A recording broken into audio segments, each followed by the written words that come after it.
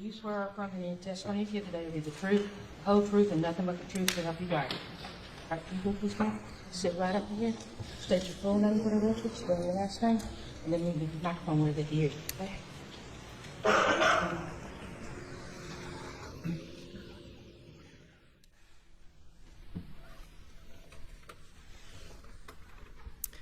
I'm Marian Proctor, Proctor. Good afternoon, Ms. Proctor. Hi. Go ahead and tell the jury, do you have any relationship to Maggie and Paul? I am Maggie's sister, and Paul is my nephew. Can you pull that mic just a little bit closer or slide your chair up just a little bit so you don't have to lean forward? Okay. And is that a fresh bottle of water there? It is. Oh, it is? That's your water? Yes. Go ahead and, if you would, tell us a little bit about yourself, just where you grew up, and just a little bit about yourself, so they get to know you just a little bit, please. Okay. I grew up in Wilmington, North Carolina. Maggie and I did. She was my only sibling with two parents, and we both went to college, both married, both lived in South Carolina. We've been here ever since. I'm married. I have 3 daughters, and we live in the Charleston area. Where did Maggie go to college?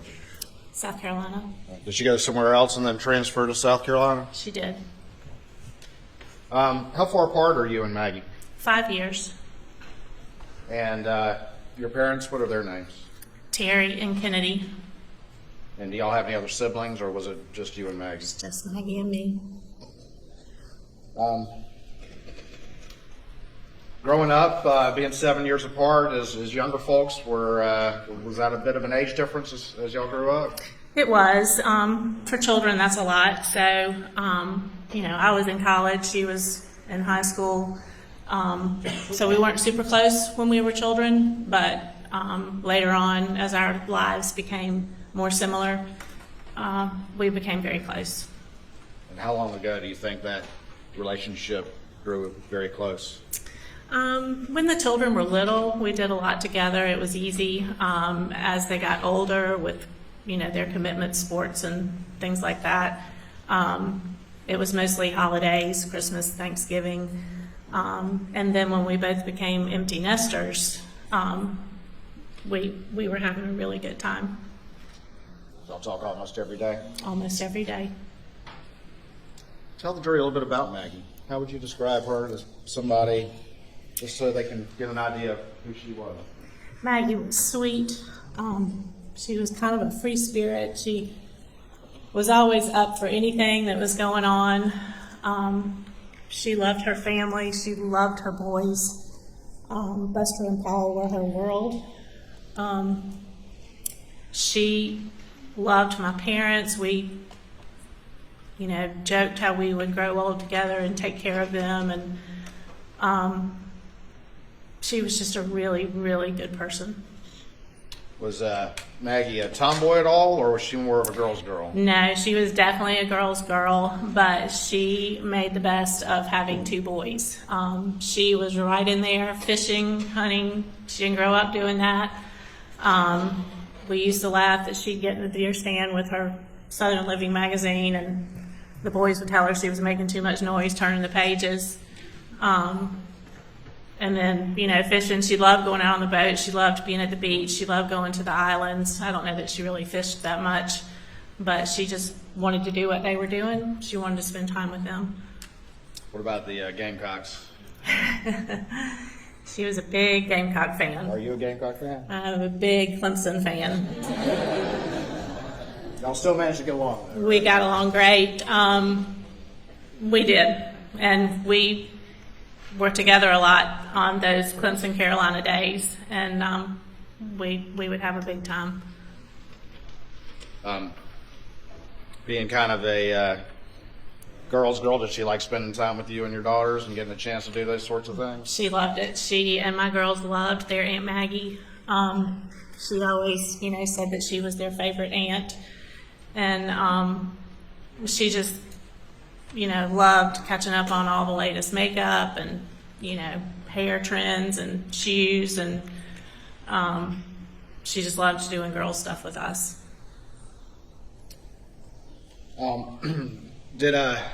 Did Maggie work over the years, or was she focused on taking care of the boys and raising them? She was mostly a stay-at-home mom. She had a little shop in Hampton for a while. She and Miss Libby did that together.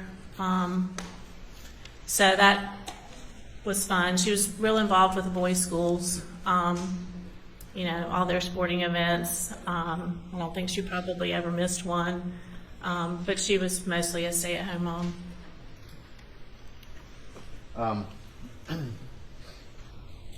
What about Paul? Did you get to know him, obviously, as your nephew? Yes. Tell the jury just a little bit about Paul and what he was like. Paul was a sweet, sweet boy, misrepresented in the media. He had such a kind side to him. He was always wanting to help. You know, Aunt Marian, does Uncle Bart need some wood? He'd bring us a load of wood. He was a kind soul, and I loved him a lot. Was Maggie very involved in the family finances, to your knowledge? Not at all. Explain to the jury a little bit, if you would. They had a comfortable life. Maggie was happy. It wasn't a lavish life, but it was a comfortable life. And, I mean, money just, it was never an issue for her that she knew about. That she knew about? Right. I think you said you don't think Maggie ever balanced a checkbook. His finances wasn't. She didn't. So I was the sister who balanced it to the penny and went crazy if I made a mistake in my checkbook. Maggie's was in the floor of her car with all of her bills thrown all over it, and she didn't. Organization was not her best skill.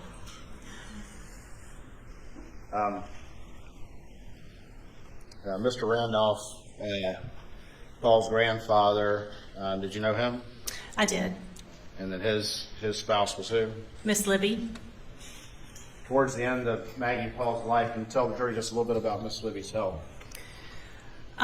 Miss Libby had Alzheimer's, and wasn't too bad at first, but she's been declining for years, and it's real bad now. I think she stays in bed all day. She doesn't recognize her family, and she has to be helped to do everything. She can't feed herself or go to the bathroom or do anything.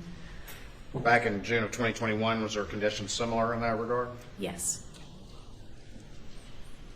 Back in June of 2021, was Mr. Randolph suffering any health issues? Mr. Randolph was really sick. He had lots of different things wrong with him, and I think that his days were coming close to an end. In the days leading up to Paul and Maggie's death, had the family received some not encouraging news about Mr. Randolph's prognosis? Correct. I think that they felt like everything had been done for him that could be done. And I'm not sure Mr. Randolph wanted anything else done to him either. It had been a long road for him.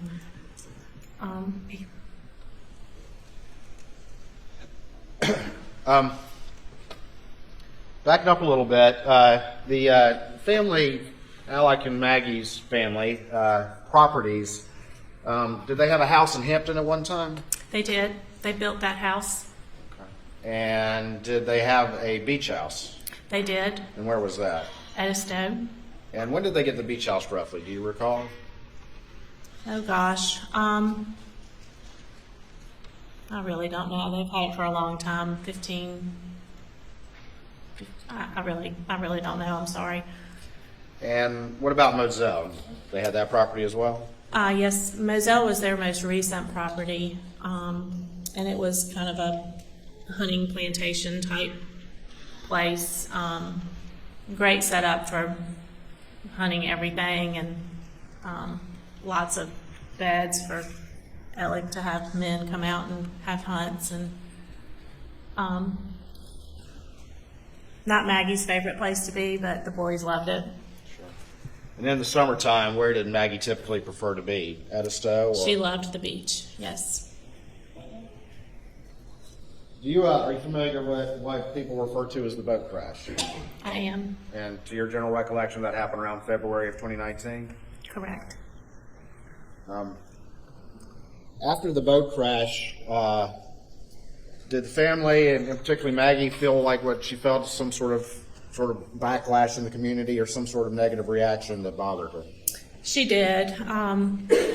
That was a devastating blow for their family. It was a horrible accident, but it was an accident. And Maggie felt like the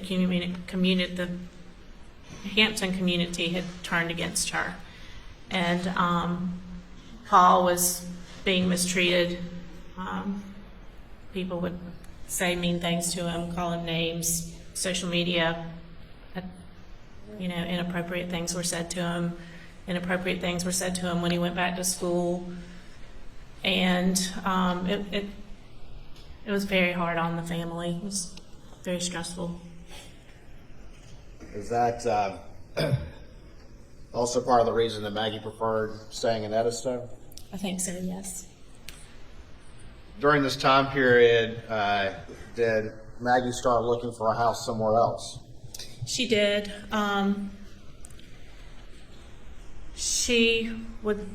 They sold their Hampton house, and she was looking in the Hilton Head, Bluffton area for something. She had been looking in that area for a while. Okay. Did she find anything she liked? She did. She found one house that she just loved, and she called me and my parents to come down and take a look at it. And I believe Alec was there too. And she really thought that they might make an offer on that house, but in the end they did not. I think Alec advised her that the timing was just not right with the boat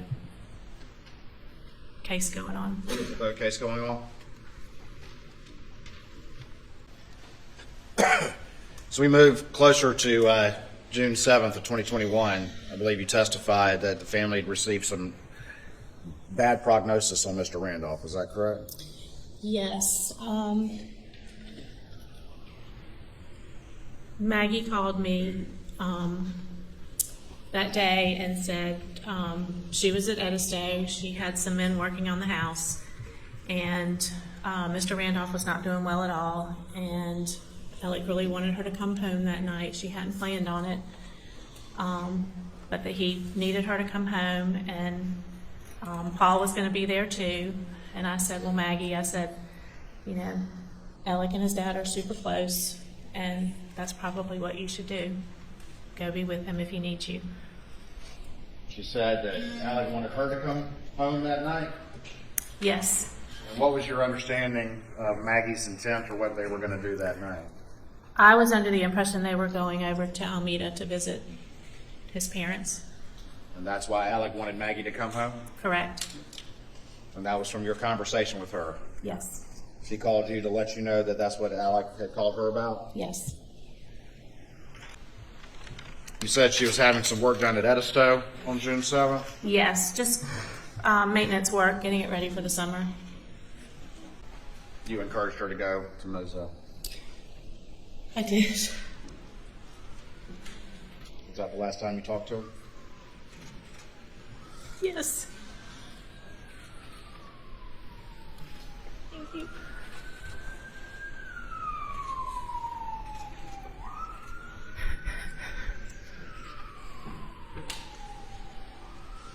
You all right? Do you remember about what time of day that was? I think it was around 4 o'clock in the afternoon. I think Maggie loved to call me when she was driving. She was always driving from, Moselle to Edison to Charleston. And I think it was around 4 that afternoon. What was the rest of your day like? Just a normal day? Just a normal day. Go to bed that evening? Actually, we were not in bed. We were watching a movie. It was just Bart and me at home that night. Bart, your husband? Tell me how you found out. John, I didn't even realize this was going on. We were watching a movie, and Bart had gotten up to, I thought, go into the kitchen, and he had a text from John Marvin saying that a text from Randy, saying that there had been a tragedy, and could Bart please call him on his cell phone. He had called on Alec's cell phone, but wanted Bart to call him back on his cell phone. So what happened? So Bart went outside and called him. So I still didn't know anything was going on, and told him that Maggie and Paul had been shot. They were dead. What was your reaction? I just couldn't believe it. I didn't think it was true. I said, there has to be a mistake. I said, there's got to be some explanation. It just can't be them. What did y'all do after that? We gathered up our things, and we went to tell my parents. And they live in Somerville. And my mom had just had knee replacement surgery. So when we got to Somerville, I called and I said, Mom, we're on the way, and we've got some bad news to share, but I want to be with you. And so she was sitting in her recliner chair with her leg all bundled up, and so we got there, and both of my parents were there, and I think my mom went into shock. She couldn't be still, and she just kept making these noises, and it was just the worst. Did you go to Moselle at any point? We pretty much stayed with my parents all night. We went back home, showered, and then we all went to Moselle the next morning. Over the next few days, were y'all staying back in Somerville and going to Moselle, or what were you and your parents doing in Bart? So we had family coming in from Kentucky, and some of them were staying with me, some of them were staying with my parents, but we were in Moselle every day. We were planning the funeral, we were in Moselle every day after that until the funeral. Did that shock of finding out last for a while? I'm sorry? Did that shock of finding out last for a while? It's still hard to face.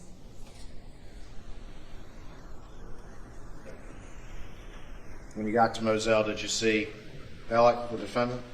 I did.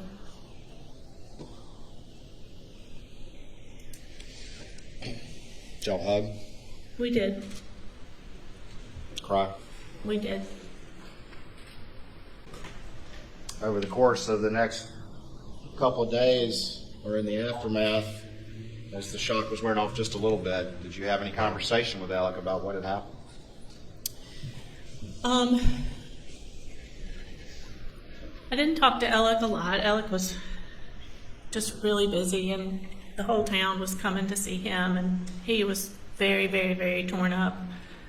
I did at one point ask him if Maggie had suffered, and he assured me that she did not. Now, I don't know that I think that's true. And I asked if Paul had suffered, and he said no. And then later I I asked him, I said, Alec, do you have any idea who's done this? I said, we have got to find out who could do this. And he said that he did not know who it was, but he felt like whoever did it had thought about it for a really long time. Whoever had done it had thought about it for a really long time. Does that strike you as odd? I just didn't know what that meant.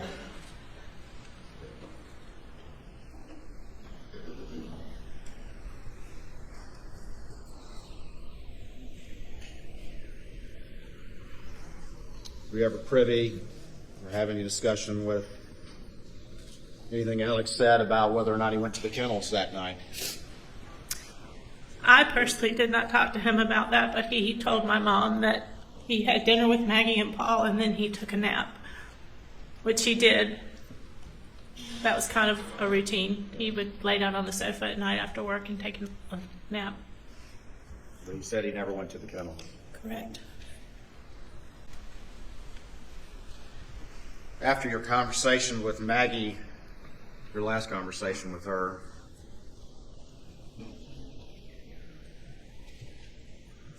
did it strike you as odd that she didn't go to the kennels or go to Alameda with Alec? Yes, And why is that? because that's the whole reason she went home that night. Did you think from your conversation with Maggie that she was planning to see Mr. Randolph too? I thought so.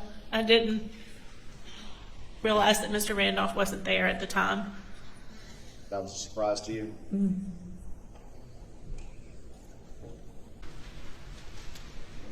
In the days and weeks following Maggie and Paul's murder, did Alec ever say anything about the boat case? We would talk about the boat case, and he was very intent on clearing Paul's name. What did he say? He said that his number one goal was clearing Paul's name. And I thought that was so strange because my number one goal was to find out who killed my sister and Paul. But that wasn't Alec's concern, main concern? I know he must have wanted that too, but it just, I don't know how he could have thought about anything else.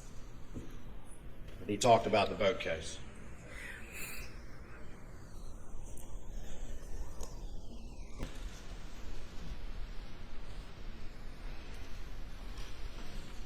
You ever act scared or afraid that the real killers were out there somewhere or anything like that, or was he concerned with the boat case? We were afraid.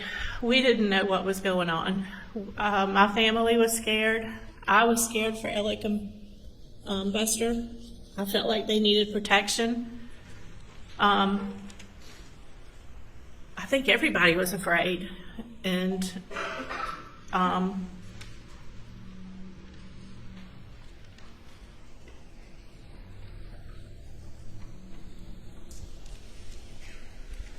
Alec didn't seem to be afraid.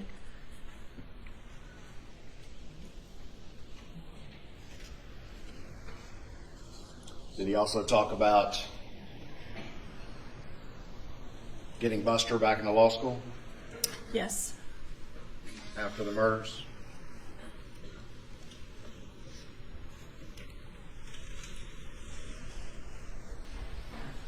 Maggie loved those dogs, didn't she? She did. She liked going down there and playing with them? She did. Would she tend to walk down there, or would she take another way to get down there? If she was dieting, she'd walk. Sometimes she'd ride her bicycle, and she'd take the car. She'd go, just whatever she felt like. Take her car, take one of the golf cart things. She wasn't a hunter, though, was she? No. What'd she think about those AR-style guns that the boys had? She seemed to be fine with those. I remember when she wanted to give them those for Christmas, and I just just growing up with girls and not in a hunting world, I said, Maggie, why would you give those boys those guns? And she said, they love to shoot hogs. And, which I understood that the hogs were tearing up their property, but it just scared me that that the boys would have such a dangerous weapon. But I know nothing about guns, so.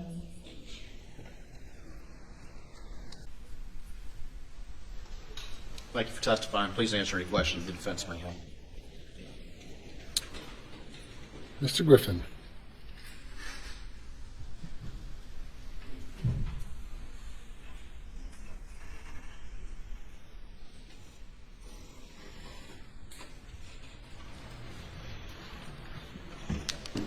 Hey.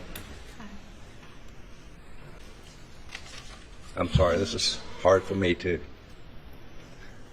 Maggie was a very special person, wasn't she? She was. And she and Alec had a very special relationship, didn't They did. And they had a very special family, did they not? They did.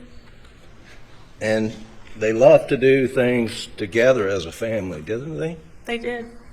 And it just wasn't Alec and Maggie and Paul and Buster, but your parents were part of their family, right? Yes. And I doubt you've heard all the testimony here in court, but a lot of Paul's friends referred to your dad as Papa T. Is that what people refer to him as? Yes. And your mother as Grandma. Yes. And it sort of seemed like Paul and Buster's friends were part of your parents' extended family. Is that right? Yes. And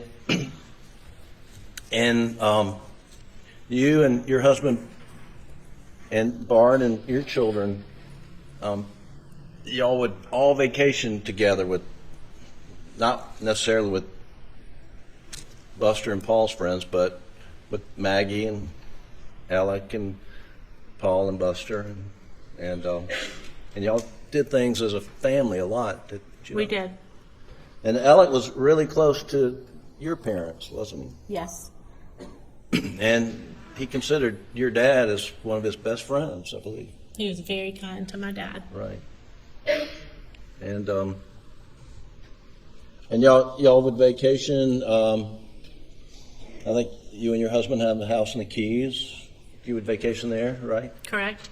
And y'all would do a lot together in a place up in off Lake Kiowee. Right. Correct. And you said Maggie was a girl, but she took to the boys and learned to be a mother of two rambunctious sons, right? She did.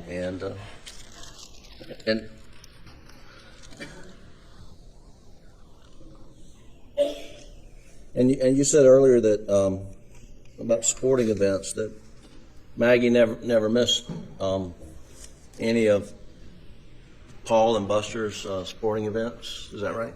Correct. And Alec was there right by Maggie at every sporting event, wasn't he? Coaching. Coaching most of the time, right?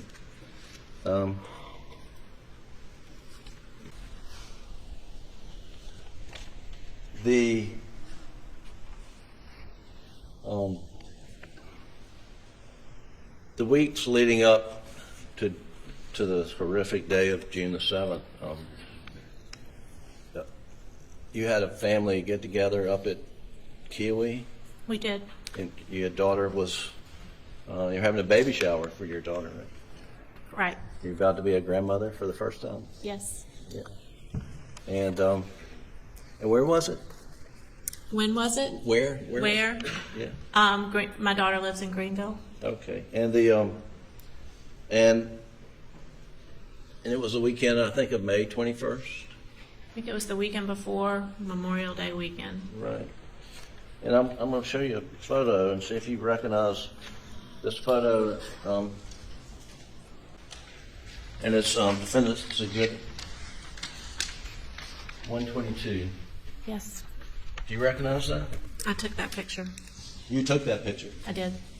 Your Honor, we would introduce defendants 122 in evidence this time. No objection, Your Honor. So moved. Can you pull up 122, Doug? You know, I'm not sure, Marian, if the jury has actually seen the picture of Maggie in this trial. She's obviously the only female here in this photo. And y'all favor each other greatly, right? We do. And this was a weekend, just a couple of, you said the weekend before Memorial Day, right? And that's Buster on the left, Yes. and that's Paul, Right. and then Maggie and Alex, right? Correct. Okay. Thank you. You can take that down. Did you see Maggie again after being with her up in above Greenville? I did not.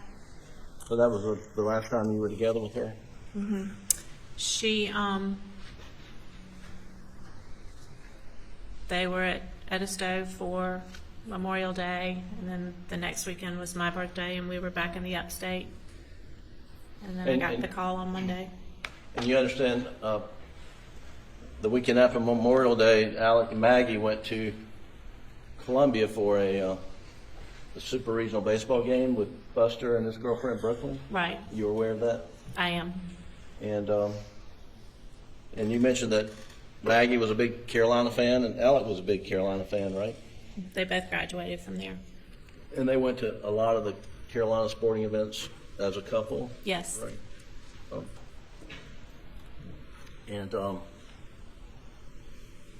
And leading up to June 7th, but let me back up. I know we've talked about this, and I don't want this to come out the wrong way, but Maggie did a lot for Alec's mom and dad, but didn't it make her somewhat sad to go over and visit his mother because of her condition? Absolutely. And it was really not high on her list of things that she wanted to do. Maggie went there a lot. She just didn't feel like she needed to go every day like Alec liked to go. And Alec would go every day and sometimes more than once a day. As much as he could, he did. And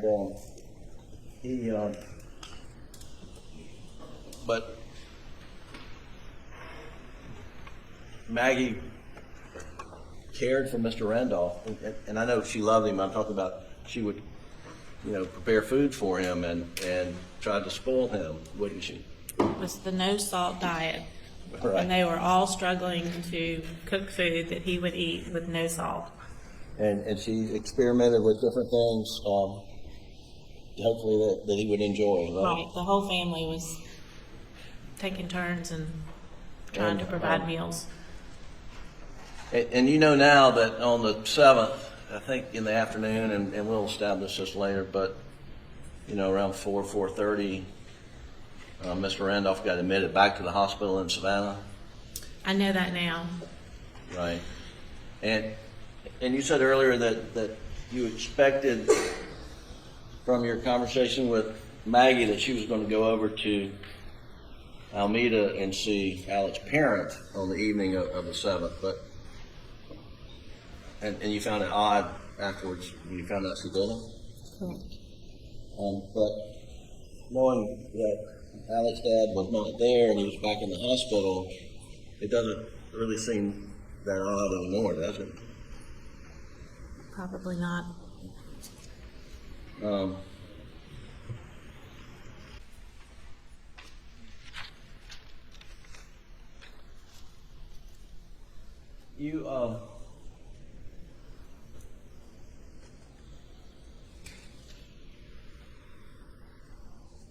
You and Bart received an awful phone call on the night of the 7th about Maggie and Paul's death, right?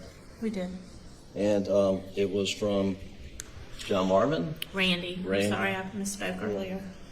And one of the requests was that you and Bart go and tell your parents in person, right? Well, I don't know that they requested, but I knew we had to do that in person. So you did that in person? Yes. And then the next day, you came to Moselle with your parent? Correct. And Alex, was he grieving greatly? Oh, terribly. I mean, people have We were all- described him as being destroyed. Would you agree with that assessment? Yes. And Buster was there? Yes. Okay. And I jumped ahead, but leading up, and Maggie enjoyed being at Edisto over Moselle in the summertime. Correct. I think most people would. Yeah, right. Yeah. Enjoyed it a lot more than being at Moselle. Right. But Alec had to stay at Moselle, or did stay at Moselle, because his work was right there in Hampton. Right. Right. And Alec was constantly wanting Maggie to come back and stay with him at Moselle, wasn't he? Perhaps. I'm not sure. I don't think he really liked being by himself. But when he asked Maggie to come back on the 7th, I mean, you didn't think that was really an unusual request, because he wanted to be with Maggie Right. and didn't like to be by himself. I did not think it was unusual, and that's why I encouraged her to do so. And you, from your conversation with Maggie, you knew that Paul was going to be there. Correct. Right. And you know why Paul was going to be there? Had you heard? I didn't know at the time. I know now. That's it. But anyway,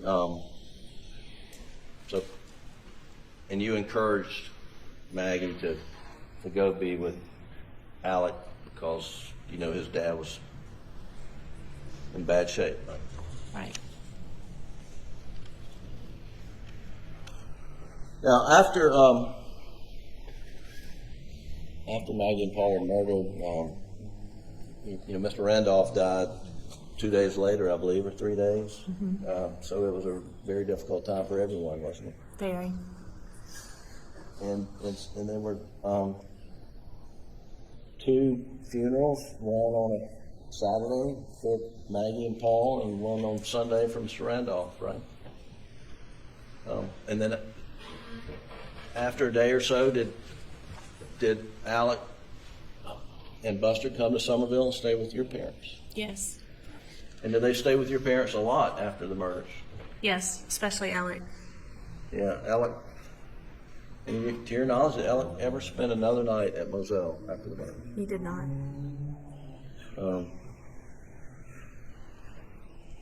She stayed with your parents. He visited with you and your husband and family down at Key West at sometime in the end of July. Is that right? He did. And then he and Buster came up to Greenville up at one point in time. They did. And then and he was staying with his brother Randy at times. He was all over the place. He was. And,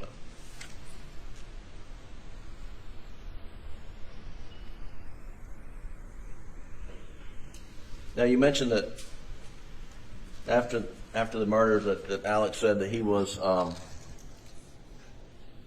very intent on clearing Paul's name from the boating accident, right? And you knew that Maggie felt very strongly that Paul was not driving the boat when the beautiful Mallory Beach came to her tragic death, right? Correct. And Maggie was adamant. She was on a mission to clear Paul's name, was she not? Sort of. Sorry. And she was, And you're not critical of Alex for wanting to clear Paul's name after he was murdered, are you? I'm not critical about that at all. I think that was his way of honoring Paul after he was gone. I just thought his priority should have been focusing on finding out who killed Maggie and Paul. And how do you know that wasn't a priority for him? We never talked about it. We never talked about finding the person who could have done it. It was just odd. And we were sort of living in fear because we thought this horrible person was out there, and we were mostly afraid for Alec and Buster, but we didn't know the motive behind the killings. We thought it probably had something to do with the boat case. Right. And we thought that up until September. Right. And then things started to change a little bit. Sure. Well, were you aware that Alec started carrying a gun after the murder? You didn't know Alec that? always carried a gun. What's that? He always carried a gun. On his person that he started carrying a gun. Mm-hmm. Were you aware of that? I knew he usually had one in his car. Right.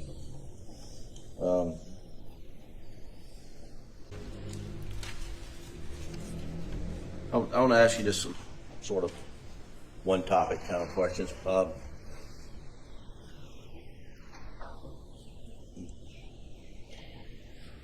Bubba was Maggie and Alec's dog, is that right?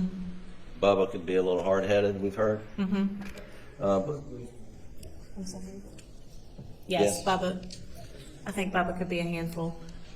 But it's pretty clear that Alec could control Bubba pretty well. Yes. And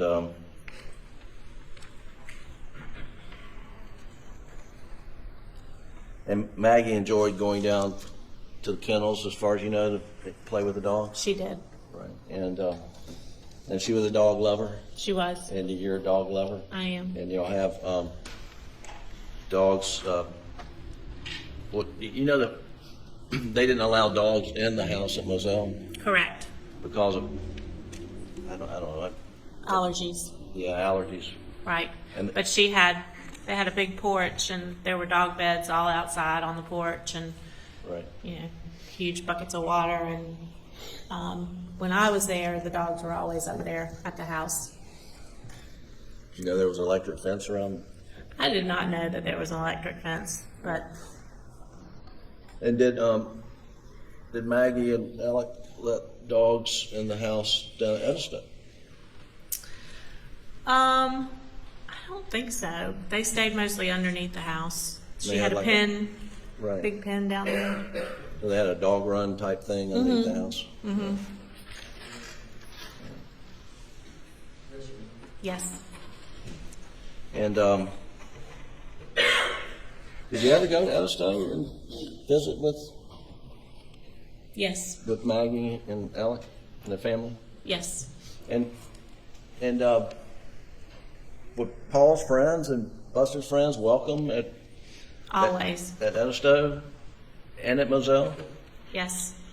And Maggie loved having the boys' friends around. And I think you mentioned this, but Moselle, was Moselle Paul's passion? Yes. He loved that place? Yes. And Alec enjoyed being there with Paul? Is that Yes.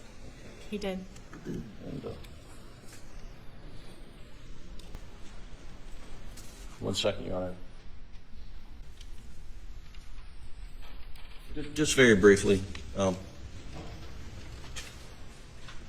in your own words, you tell the jury what you believe Alec's relationship was with Paul. I think they had a very good relationship. They loved all the same things. They loved to hunt. They loved to fish. They loved to work the land. I think the plan was for Paul to take over Moselle one day. And they had a great father-son relationship. And in your own words, can you tell the jury what do you believe Alec's relationship with Maggie was? It was good. It wasn't perfect, but Maggie was happy. And I think she was happy. Thank you. That's all the questions I have, Your Honor. Redirect. May it please the court, Your Honor.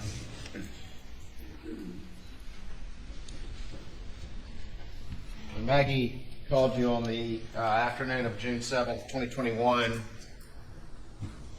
she reported to you that her whole purpose for going home was to go with Alec to visit Alameda. Is that correct? What did Maggie tell you her whole purpose was in going home and Alec wanting her to come home on June 7th, 2021? She was going home to be with Alec and visit his parents at Alameda. It was such a point of contention that you actually encouraged her to go. I did. You were asked some questions about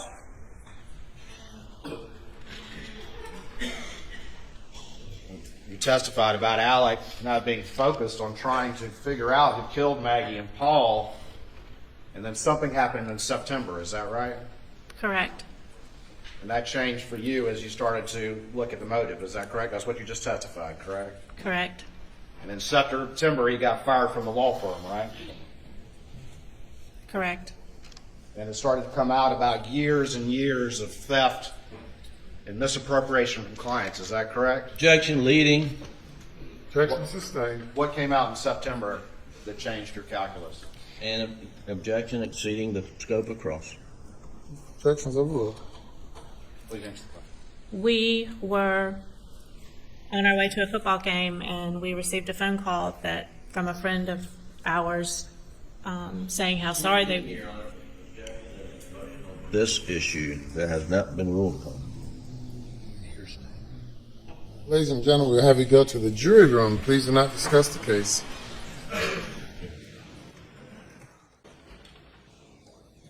Nature of the objection. Your Honor, she was about to testify that she had heard about the roadside shooting.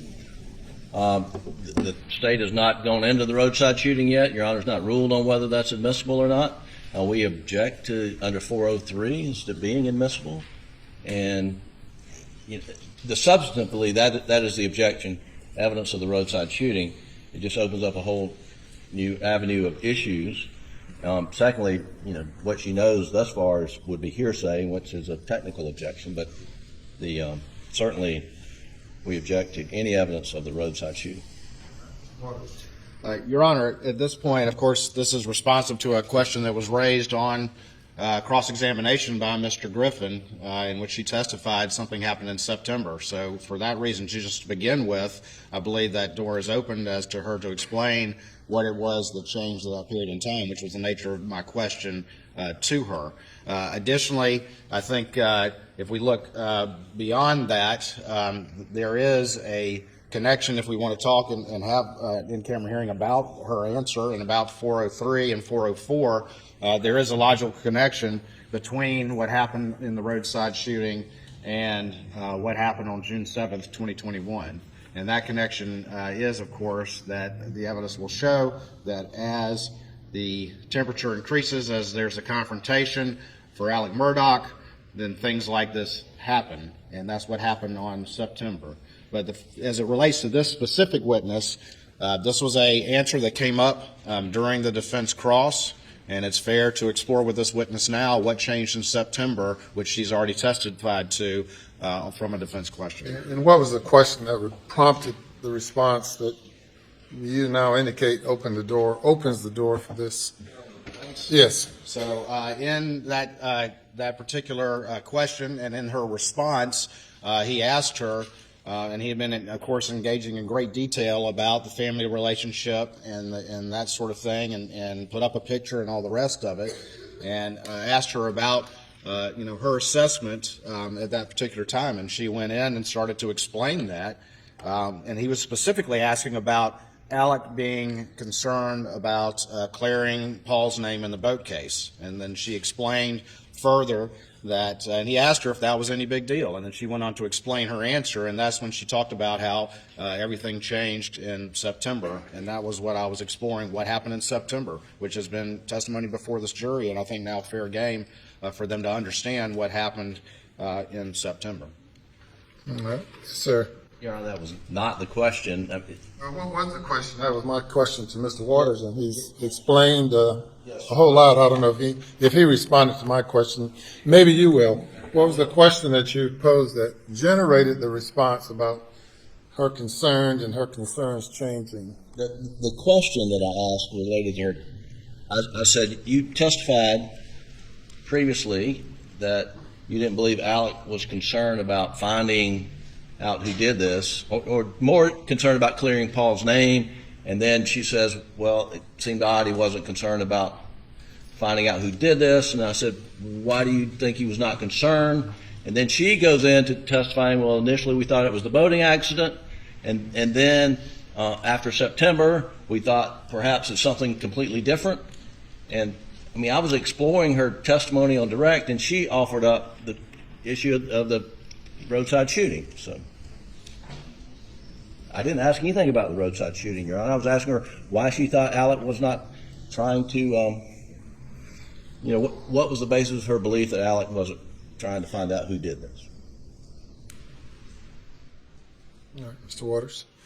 And I apologize if I wasn't more clear. I don't remember the specific question, but what I do... Court reporters, if you'll have Ms. Harris, if you'll go back a bit to Mr. Griffin and his questioning of Ms. Proctor. Maggie being solely consumed about the, I don't know how far that was, and Maggie being consumed about the boating accident, and it's not too far back from there on up to where you are now. And if you need a break, we can take one for you to locate it.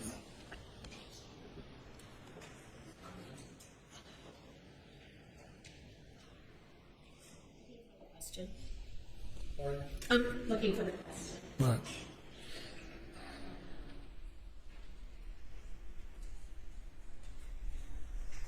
You're not critical about Alex wanting to clear Paul's name. You need to be loud enough for me to hear you, at least. Go ahead. You're not critical about Alex wanting to clear Paul's name.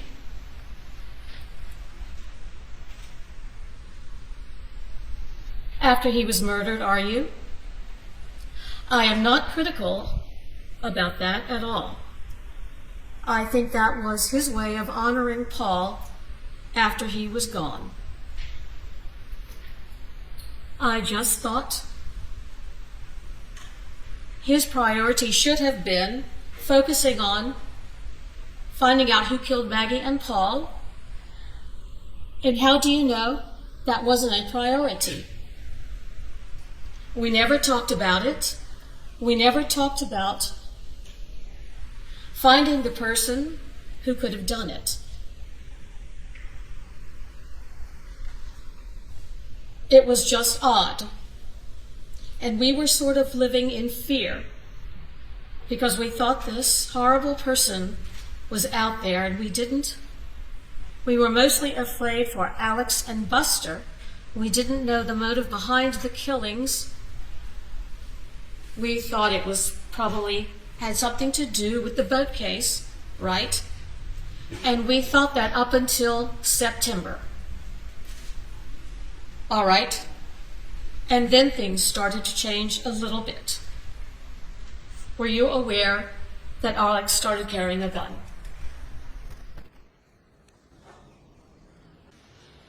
All right, Mr. Waters. Your Honor, again, these were in direct responses to his question as he was exploring her statement about his concern with the boat case. And in fact, the reference to September was actually in response to a follow-up question that the defense continued down that line of questioning. That answer has now come out, and I think that that the witness, again, is entitled and is fair game at this point before you. Testify to what changed in September? What she her meant mind? by that. Yes, sir, what she meant by that. And what changed in September? Do you want me to talk to the? Yes, ma'am. So we received a phone call from a friend of ours who said he was so sorry to hear about my brother-in-law. And the call came in to my husband, Bart, and Bart said, "What are you talking about? We don't know anything." And he said, "Well, your brother-in-law's been shot."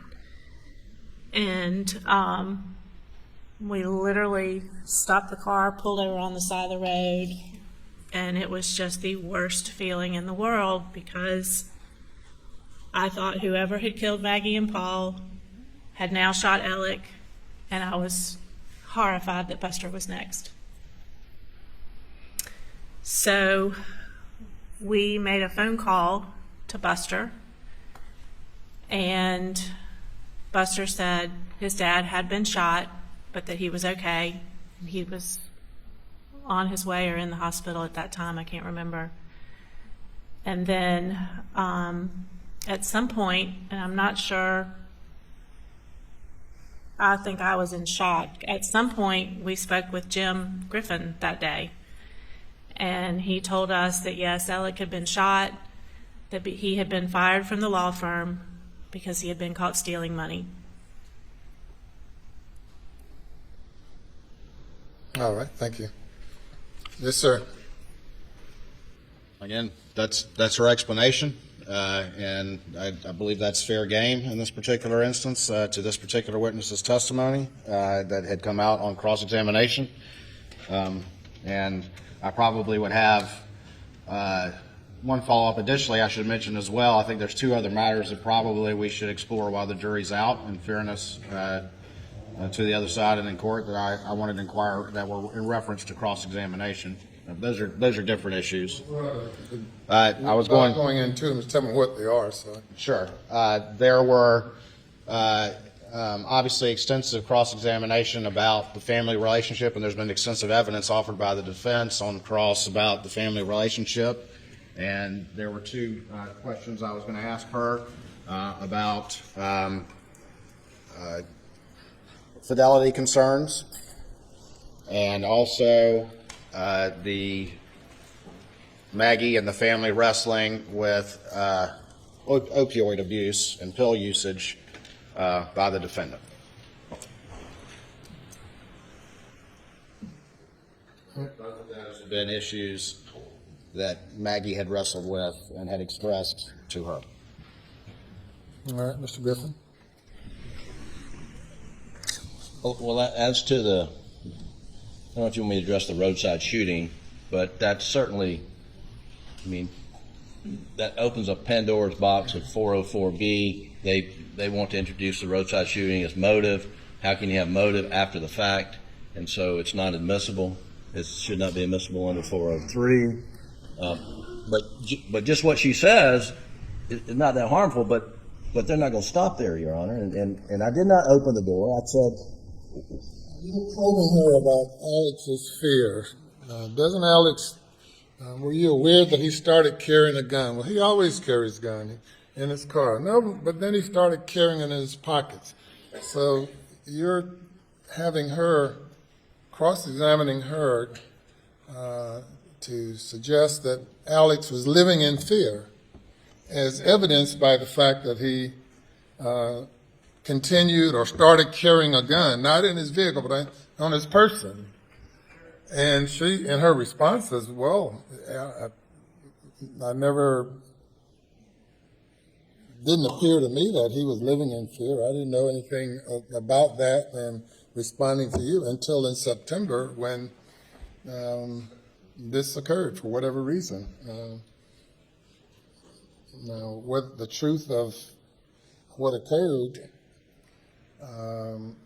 she's not testifying as an investigator. She said she heard he'd been shot. And that gave her, changed her reason for concern in some way, whatever that might be, I don't know. Did you still have a reason for concern, or you about Alex's safety, or was it changed? Was it altered? That day, and for some time after that, we were very concerned for the family. We felt like someone was after them, but then we started finding out about other things that had been going on in Alex's life. And And this is in part based on your conversation with Mr. Griffin?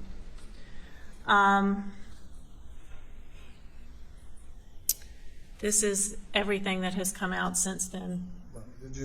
Did you say that you had a conversation with Mr. Griffin? That day that we found out that Alec had been shot, we did have a conversation with Mr. Griffin, and he's Mr. the Griffin one. told you that he'd been fired and that he'd been caught stealing money. Correct. Well, Absolutely. what kind of quandary does that put you in? You going to be a witness as well? Well, that's a hearsay statement, Your Honor. Without a doubt, it's classic hearsay. It's the basis for her fear or not having fear, which is something you, or fear or believing that Alex was in fear. That's something that you were probing. Aside from that issue, how about the family relationship issue, fidelity, opioid abuse, concerns? Your Honor, with regard to fidelity, I mean, we can hear what she says about it, but the evidence, as I understand it, is 10 or 15 years ago. I don't know how long ago, but it was more than 10 years ago. There was some issue about someone that Alec had known in college reaching out to him. Maggie got angry about that. They had a Reaching out to him 15 years ago or recently? Yes, sir. Yes, sir. And that Maggie got angry about it. Contacted the woman's husband, who says, "It's not true. I know who she's seeing because I have a private eye on her." That led to a divorce. You're now referring to a 15-year-old conversation. Yes. And then the opioid stuff, Your Honor, is I'm not sure what information she's going to share about that, frankly. Well, you had one earlier witness read a letter about him being in rehab That they introduced, yes, sir. that you published. It's already in evidence, Your Honor. All right. Over objection. So, Go ahead, Mr. Waters. So on both of those issues, first of all, with the first. Step down for a break. Don't discuss your case. You're fine? Okay, good. All right. With the issue of the first matter, I think it's certainly a fair question to say, did Maggie ever express to you any concerns? Were there ever any concerns and issues with the defendant's fidelity? I think that's clearly in response to the extensive evidence that's been offered by the defense. You said, has she ever, such as 15 years ago? Well, I think that my follow-up question would be, was that something that remained in Maggie's mind over the years up until... And she would know that. I think that if I asked her that question, she could express an answer to that. Yes, sir. No? What is the answer to that? It was an affair that happened, or Maggie thought it was an affair that happened many years ago. They were able to resolve the issues, but Maggie still brought it up. Recently is when? A year ago. She did not think anything was going on. It still bothered her. All right. May I follow up, Your Honor? Yes. During when that event occurred, did she make Alec leave the household for a period of time? She did.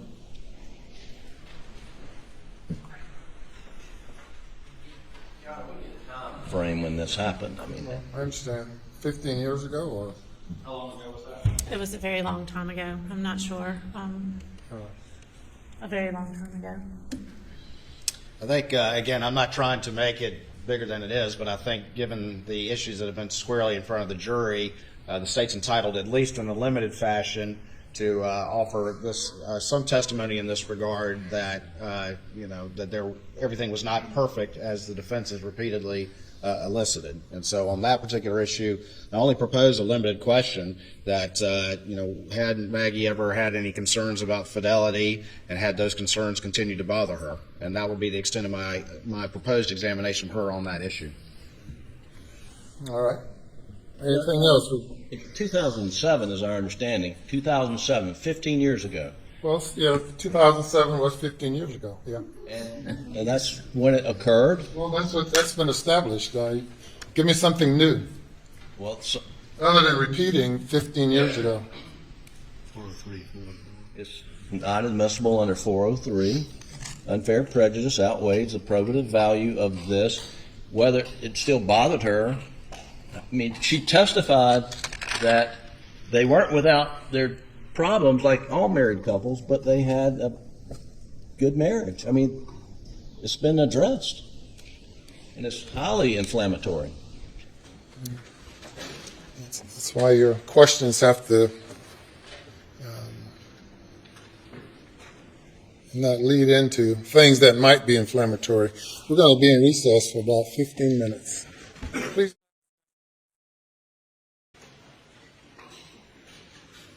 The witness can testify as to her concern as to what occurred on September 7th that changed her concern about Alex living in fear.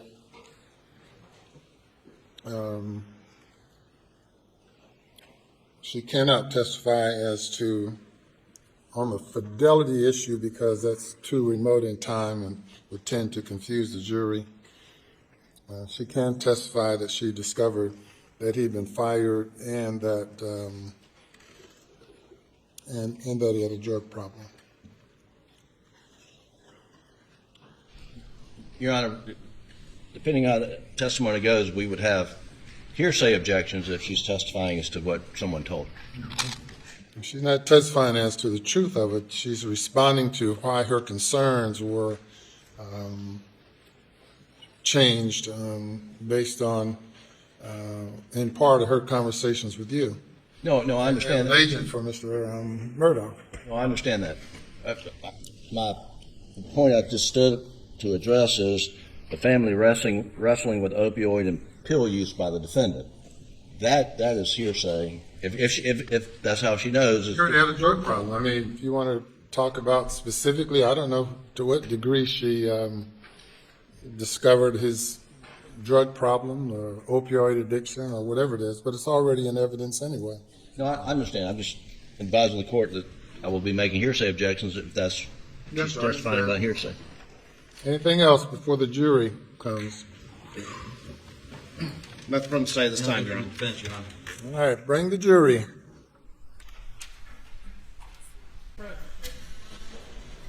The objection is overruled. You may continue. May it please the court, Your Honor.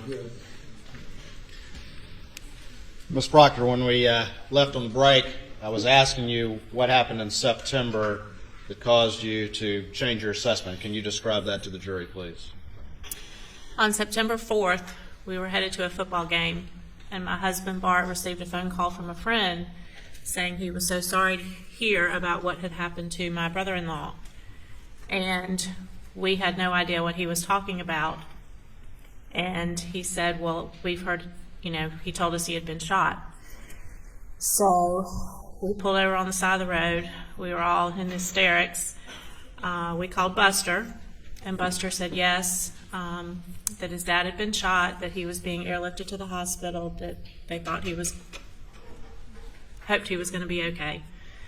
So we wanted more information, so we called Jim Griffin, and he told us that Alec had been shot in the head and that he had been fired from his law firm for stealing. What was your concern when you heard that he had been shot? Initially, I thought he might be dead. I had just lost 2 of the family members, and I felt like they were being targeted at that point. I felt like the family was being targeted. Subsequent to that, did your concern that the family was being targeted? Did that change as well? Over the course of a few weeks, we were still on high alert, worried for Buster. But at that point, information started coming out about some things that Alec had done financially that we had no idea about. And that changed your assessment about what you heard about him being shot as well. Is that correct? Can you answer out loud? The shooting, that was an event in itself.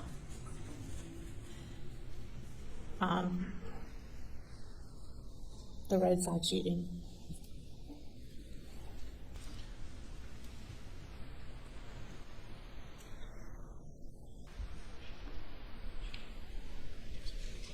You just stated that the shooting itself, the roadside shooting, was an event in itself. Did other information come to your attention that changed your assessment about the roadside shooting at a later time? Yes.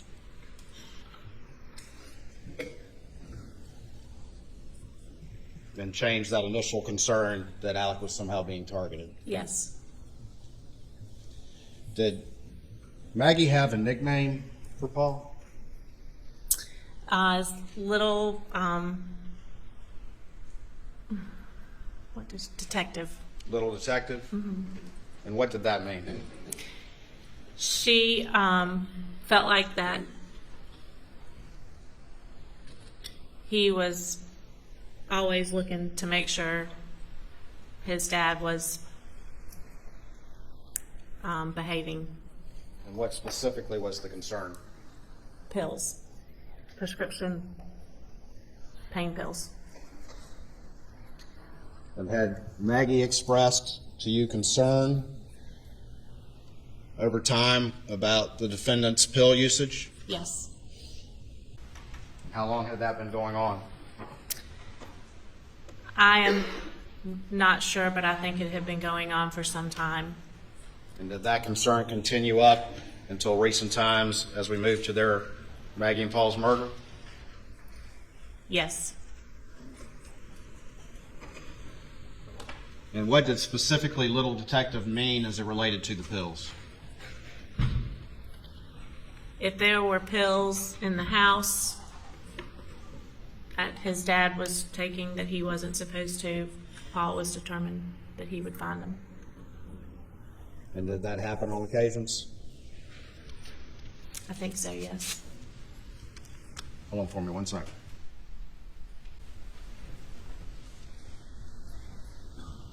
What specifically changed your perception of the roadside shooting after your initial concern?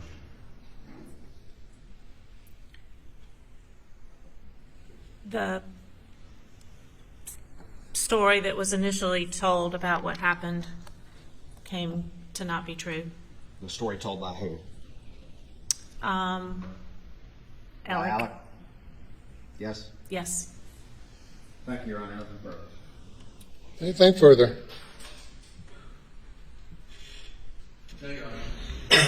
Thank you. You may step down.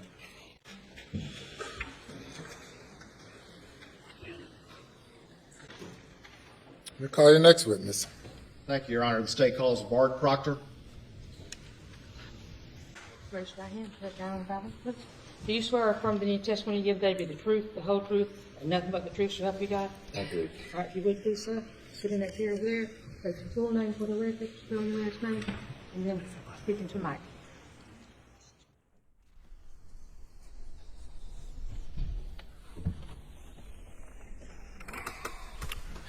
My name is Barton Proctor, Proctor. Proctor, good afternoon. Very quickly, tell the jury, are you Marian Proctor's husband? For 37 years. 37 years. And obviously, over the years, as being part of this family, as you gotten to know Maggie and gotten to know Paul and gotten to know the defendant, Alec Murdaugh? I have. I don't want to belabor the points, but in the aftermath of Maggie and Paul's murder, were you also privy to some of the conversations that Alec had that your wife related to this jury today? Yes. And ultimately heard the same thing in those conversations that she related here today? Yes. Have you had an opportunity to review what's been entered into evidence as states 297, the kennel video? I've heard it. May I have the computer input, please? For the record, I'm going to play states 297. Get up. Get up.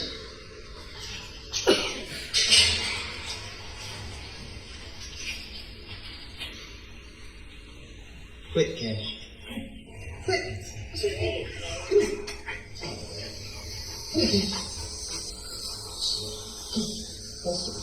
Cash. Hey, that's better now. Oh, hey, Bubba.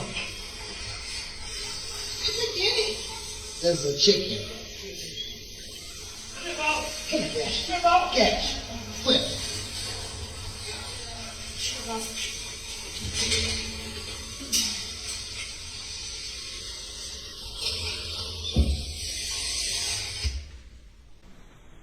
Do you recognize any voices on that video? I recognize 3. Can you tell the jury what voices you recognize? I recognize Paul Murdaugh. I recognize Maggie Murdaugh, and I recognize Alec Murdaugh. And when you say Alec Murdaugh, do you see him in the courtroom here today? I do. Can you point him out for the jury, please? Yes, Or sir. describe him? He's wearing a blue blazer and has his glasses on his head. And how sure are you? 100%. Thank you. Please answer any questions the defense may have.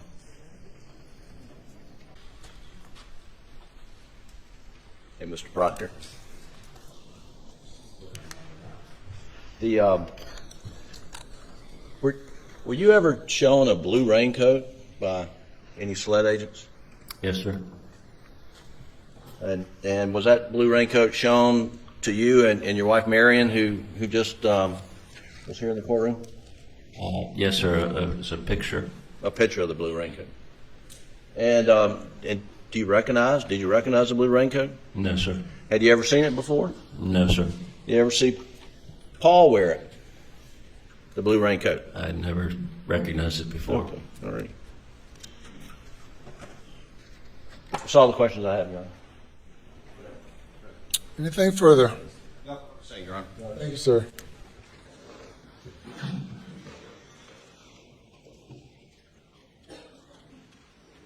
You have another witness today? Your Honor, as you're aware, there was a circumstance beyond any of the parties' control.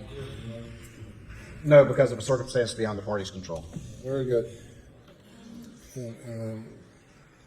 Yeah. Ladies and gentlemen, there are no more witnesses available today. And this is Valentine's Day. So we will recess at this time and resume at 9:30 tomorrow morning. Have a good evening.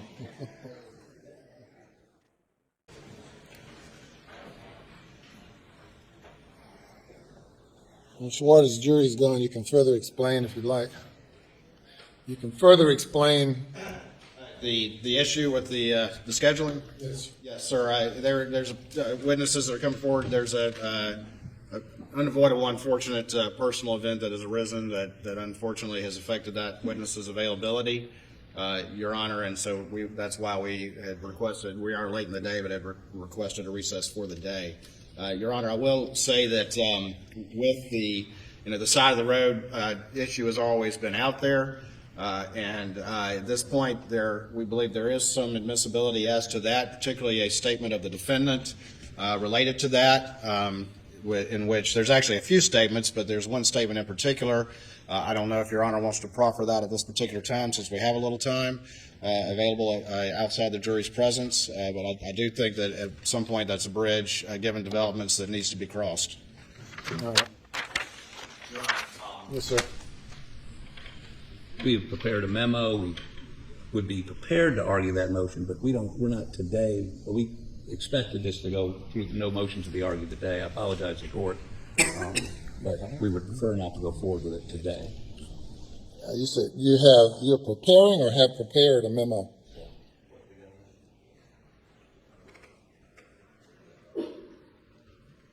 Person preparing. Stop the jury and have them come at another time if need be, 10 o'clock, 10:30, whatever. Done with that. We were hoping, we were not anticipating it coming up at all. Can you all don't leave with the jury yet if you can find out? Are they gone or still here? You have them hold for a moment. You have completed the memo, filed it. Your Honor has it on the 404B issue. There's a section on the roadside. Has it been sent to me or being sent? It was.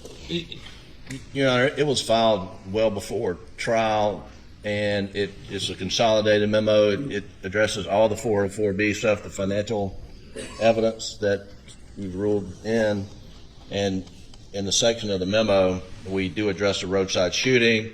We point out that it's after June 7th. We point out that he's been indicted for insurance fraud. As a result of that, attempted insurance fraud, their theory of motive is it is just another way for him to gain sympathy when financial situations turn badly for him. But we point out that he has been indicted by Hampton County grand jury for insurance fraud for attempted suicide to obtain $12 million of insurance for his son Buster. And so we argue that it's not motive, and it should not be admissible under 403 as well. All right, and I'm happy to talk about all of that and review what's been submitted overnight and review whatever the state may have for me to consider and to hear any more argument about it in the morning prior to ruling. I've had them to stop the jury from leaving to find out how much time you all might need tomorrow morning, because otherwise I've told them to be here at 9:30 if they need to come at 10 o'clock, 10:30, start proving. Your Honor, I don't think we should take 30 minutes to argue. We prefer to argue it in the morning simply because we haven't looked at it, and while Mr. Griffin is an extraordinary advocate, I'd like an opportunity to. One jury coming at 10? 10 would be great. I would say 10:30 to be safe, Your Honor. Why I'd argued against that. I'm trying to think of a reason, but I really can't. So we're going to have the jury come in at 10:30 tomorrow morning instead of 9:30. Thank you. All right. In the interim, however, if you all have something you want me to read overnight, early in the morning, happy to receive it. Yes, sir. I have what was previously filed now. Defendant's memorandum in opposition to motion in limine re-evidence of other crimes and bad acts, and I've ruled on a majority of this already. We may polish that up a little bit tonight, and if so, we'll email it to your law clerk, and she, I'm sure, will get it to you. Page 9 starts the roadside shooting discussion. I knew it. I remember that. Our initial motion, Your Honor, and the reply also touched this ground as well, but we can do the same thing. Middle of page 9 through the top of page 12, so you have about 2.5 pages that you might want to, if you want to supplement it, it'll be fine. Thank you. If you want to. And how about from the state's perspective? Yes, sir, Your Honor, and I think I just lost my glasses. Your Honor, if you look at our response in opposition that was filed on December 8th, we, on page 19, in the factual recitation, we talk about specifically the shooting on the side of the road in response to the confrontation with Chris Wilson.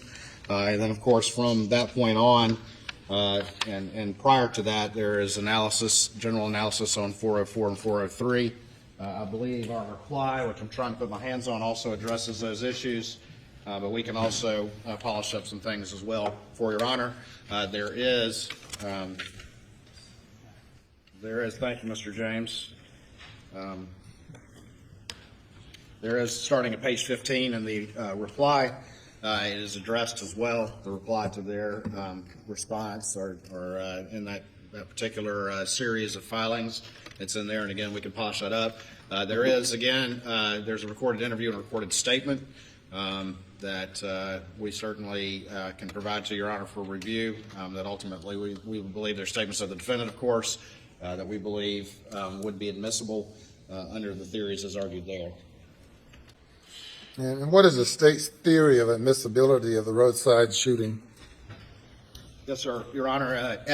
We argued back in December, and as argued in those particular briefs, what we see is a chain of circumstances that are connected for an extended period of time that particularly highlight and start in June 7th. We've gone into, obviously, Your Honor, moving into the financial situation as it went into July and the efforts to shore up that particular money, the loans. Mr. Burney testified to that today. But of course, Mr. Murdaugh, there's already been evidence admitted that he was $192,000 short, and that Chris Wilson covered that. The evidence goes on that in that particular interim of time, and again with the state's theory, that he's able to do his best to try to cover things up in that interim period. But then everything comes to a head, as already been testified to in September 4th. Chris Wilson, of course, has also already testified that that particular day on September 4th, that he finally got the defendant to agree to meet with him and confronted him about that 192, which again is right at the heart of the Ferris fees, which are right at the heart of June 7th, 2021. And had that confrontation with him. The admissions that were made have already been testified to. And then with a short period of time, in response to that, that the side of the road shooting happened. You've already heard testimony here from Ms. Proctor that, of course, the initial reaction of everyone is, oh my gosh, the real killers are back. And that's precisely, under the state's theory, the effect that the defendant intended. And there will be, from these recorded statements, ultimately evidence offered that was not true, and he had told lies, Your Honor, about that particular. And that would be the recorded statement that we would offer about when he admitted that he had been untruthful to law enforcement about the circumstances of that shooting. I don't intend to go into great detail about that. I'm just trying to get from point A to point B and then get out. I'm not trying to use the term that I've used before, gild the lily. The statement that you referenced, that you say you want to put in a recorded statement? That's correct, Your Honor. Yes, What's sir. the length of that recorded statement? I don't know off the top of my head. I think it's less than 15 minutes, Your Honor. No, it's longer than that, no more than 30. Mr. Griffin and I were there when he gave the recorded statement. We called them to give the recorded statement. And the gist of the recorded statement is what, Mr. Your Harper? Honor, okay, so Mr. Murdaugh had somebody shoot him in the head on the roadside to have a $10 or $12 million insurance policy paid to his son Buster. Now, he believed it was suicide contestability clause, so he had somebody shoot him in the head. No question they shot him in the head. No question the intent was to kill him. He fractured his skull, had a brain bleed, was airlifted to Savannah Hospital. It didn't kill him. He intended to die. And the recorded statement, he immediately went to detox because he was planning to go to detox anyway. Mr. Griffin and I went down to Atlanta. We met with him in detox. He'd been through a horrible experience, shot in the head, and then detox. And we informed him the police were looking for whoever shot him. And he, at that point, said, look, this is what happened. And I don't want them wasting, and literally he said, I don't want them wasting resources trying to solve this shooting when those resources could be used to find who killed Maggie and Paul. We picked up the phone. We called SWED. We put him on the phone with SWED. to have him explain exactly what happened.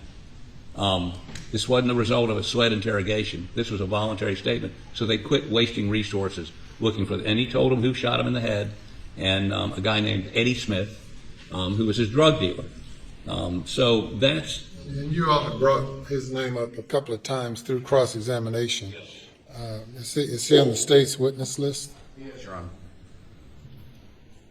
But, Your Honor, one aspect of that, and I think this is what highlights the relevance and the connection with this particular case, is that in the wake of the side of the road shooting, Mr. Murdaugh's initial claim was that some unknown individual had a flat tire, and some unknown individual, supposedly under the guise of stopping for help, then suddenly shot him in the head. He went so far as to draw a composite artist to draw a composite photograph. Again, I'm not trying to get into too much with the detail, but that, of course, the immediate effect of that is that he's been targeted by some unknown individual. That was a complete lie, and that's the point of that statement. If the issue here is that Mr. Murdaugh lies, I mean, really, are we at that? I mean, we've come $10 million through lies, and now this piece of evidence becomes relevant because it proves he lied again months after the murder. There's no, he didn't do it, and I think they will concede he didn't do it to get some sort of sympathy. He did it to be dead. That's why he did it. And unfortunately, Eddie Smith, at 4 feet, couldn't shoot somebody in the head and kill him. He meant to. And that's what Mr. Smith would say? Mr.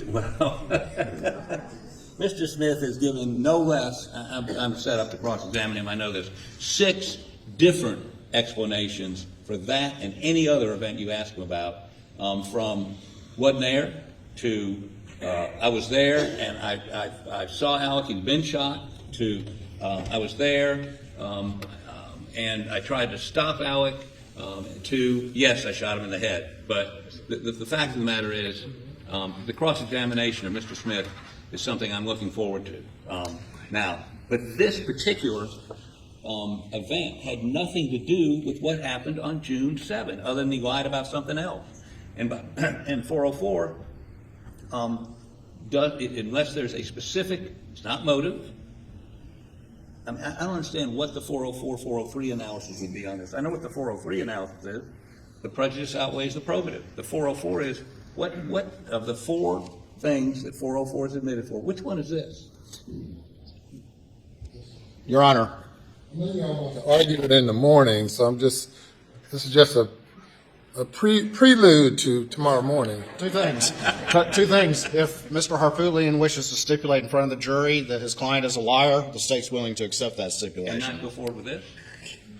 The second thing is, Your Honor, is that what actually happened on the side of the road is not what's important to this particular case. What is important, Your Honor, is that it's in reaction to the confrontation with Chris Wilson about the fares fees that came to the head on June 7th, 2021, and it's about what the defendant said, that he was attacked by an unknown assailant as he was trying to change a tire, and went so far as to do a composite drawing, and it created the effect, as this investigation had gone on, that, oh my gosh, the real killers are back to finish the job. And that's precisely what he intended, and he ultimately admitted that was a lie. So the circumstances of what happened on the side of the road are not what the state is focused on. What is important is what the defendant said, how he attempted to use that, and that it was actually a falsehood. And you heard Ms. Proctor testify. It had that exact effect, that, oh my gosh, the real killers are back. But I think the state would concede his object on the side of the road was to be dead. That's what the act was, to kill himself. Now, what happened after that? After he was taken to Savannah and had a brain bleed and a fractured skull, and when he came out of all that and realized, I'm not dead. How is that relevant to June 7? Your Honor, we can beat this dead horse a little bit more in the morning, but allow us to give you, I don't know, this crazy idea of giving you maybe some more law to look at. All right. Is this the sole purpose of Mr. Smith's testimony, or you have other things to talk with him about?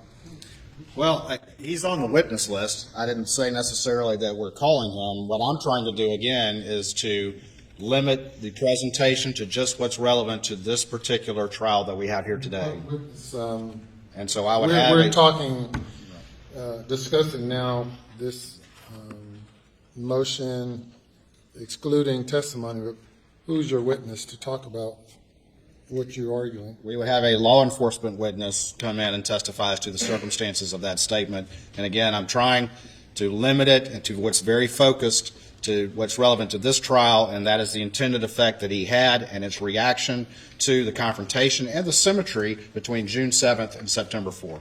And do you have anything in addition to what you all provided a couple of months ago, seemingly? We have those two documents. We don't have a written document prepared at this time, but we can certainly work on some additional discussion this evening, Your Honor. All right.